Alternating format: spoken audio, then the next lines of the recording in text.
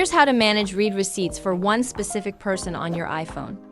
First, go to Settings and scroll down until you find Messages. Tap on it, then scroll further until you see Send Read Receipts. By default, this is turned on, meaning everyone will see when you've read their message. If you'd like to turn this off for everyone, just toggle the switch off. Now, open the Messages app and choose a conversation. To enable read receipts for only one person, tap on their name at the top of the screen. You'll see the Send Read Receipts option, which you can turn on for that specific contact. This way, only that person will know when you've read their messages.